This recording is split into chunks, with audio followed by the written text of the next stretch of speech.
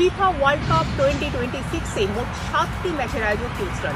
Energy stadium, যা tournament চলাকালীন Houston stadium নামে পরিচিত হবে, সেখানেই অনুষ্ঠিত হতে চলেছে 5টি গ্রুপ পর্বের ম্যাচ, একটি রাউন্ড অফ 32 এবং একটি রাউন্ড অফ 16 ম্যাচ। গ্রুপ পর্বের প্রথম ম্যাচ হবে 14 জুন, যেখানে মুখোমুখি হবে জার্মানি ও কুরাসাও।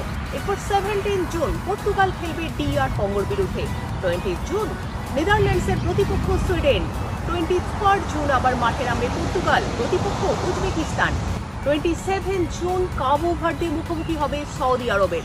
নকআউট পর্বে 29 জুন অনুষ্ঠিত হবে রাউন্ড অফ 32 ম্যাচ এবং 4 জুলাই হবে রাউন্ড অফ 16-এর গুরুত্বপূর্ণ লড়াই। এই ম্যাচগুলিকে ঘিরে হিউস্টনে তৈরি হয়েছে বিশ্বকাপ উন্মাদনা। একাধিক শক্তিশালী দল মাঠে নামবে, আর পর্তুগালের 2টি ম্যাচ থাকায় দর্শকদের নজরে থাকবেন ক্রিস্টিয়ানো রোনাল্ডো। ম্যাচের দিনগুলিতে স্টেডিয়াম এলাকায় যানজটের সম্ভাবনা থাকায় মেট্রো রেল ব্যবহার করার পরামর্শ দেওয়া হয়েছে। শহর জুড়ে এখন থেকেই বিশ্বকাপের প্রস্তুতির আমেজ স্পষ্ট।